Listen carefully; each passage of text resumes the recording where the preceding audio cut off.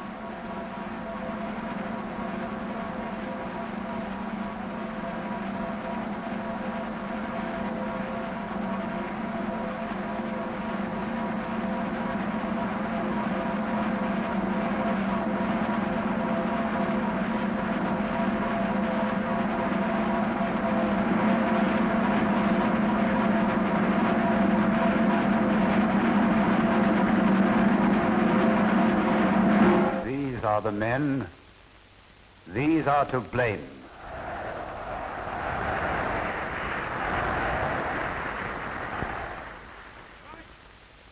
I was born of poor parents. I grew into a discontented and neurotic child. My lungs were bad. My mother spoiled me and secured my exemption from military service. Consider my triumphant path to power. I took up art, and I gave up art because I was incompetent.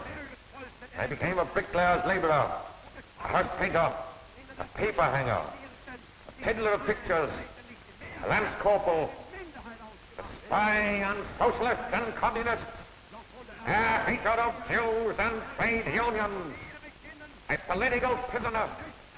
But my work was known. Patriotic industrial magnates financed me. Göering and others supported me. Later I betrayed and murdered Göering and the others. They had fulfilled their purpose.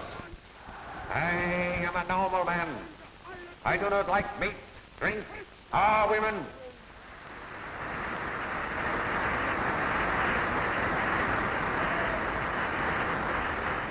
Neurosis, charlatanism, bombast, anti-socialism, hate from the Jews, trajectory, murder, race insanity. I am the leader of the German people.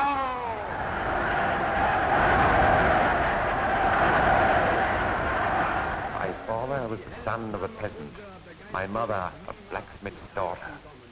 But I was cleverer. After Heidelberg University, I became a writer of plays, a poet, a journalist. None of my work was accepted. And this was because the editors and publishers were Jews. Unemployed, Jew-hating, crippled, frustrated and bitter, I joined the Nazi Party. Streicher and I founded a newspaper to propagate obscene lies against Jews and socialists, and said that the liberty of the press was one of the greatest abuses of democracy.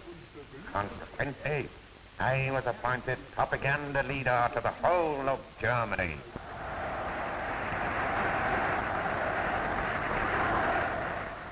I began well. I was the son of a colonial governor. I was rich. I became an officer in the air ace of Germany.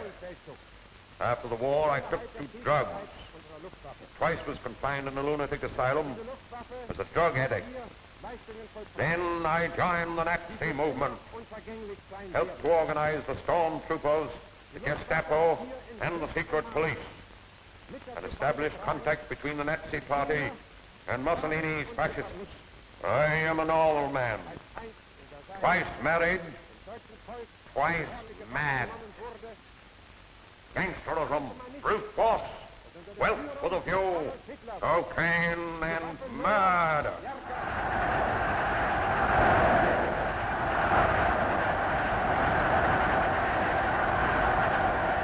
I am Streicher, a lover of animals, a torturer and murderer of Jews.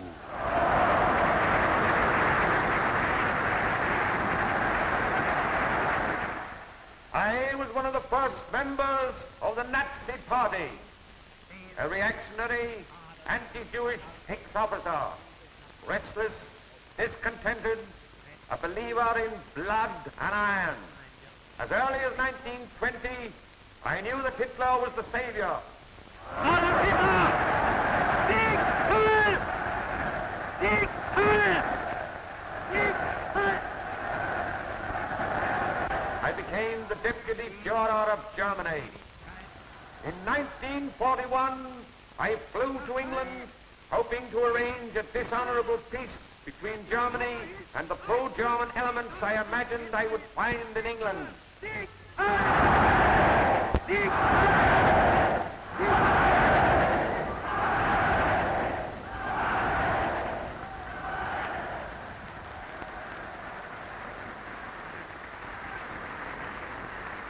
I was wrong. I am a prisoner.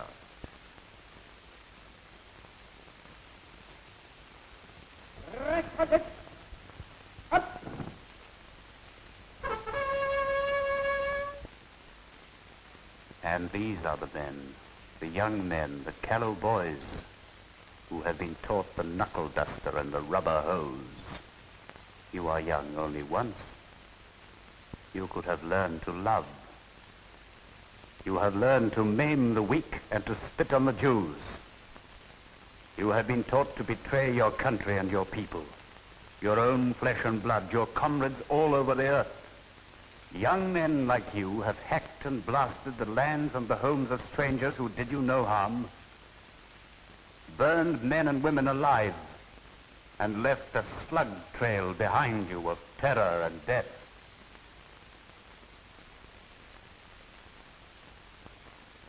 You obeyed your leader's word. You must suffer his reward. And the betrayers are betrayed.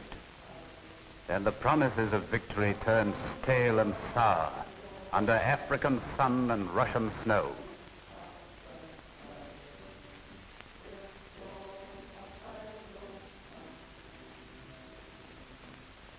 Where is your triumph now? In the purgatories of Stalingrad? How many of you will never return to the towns and villages you know? Some of the young men, not utterly scarred and poisoned, who have grown into manhood out of a school of horror, may yet be our comrades and brothers, workers and makers, after the agony of the world at war is over. But for those who taught them the business of death, who crippled their hearts with cruelty, never, never, never shall there be pardon or pity, no hope of a new birth. They shall be put down forever.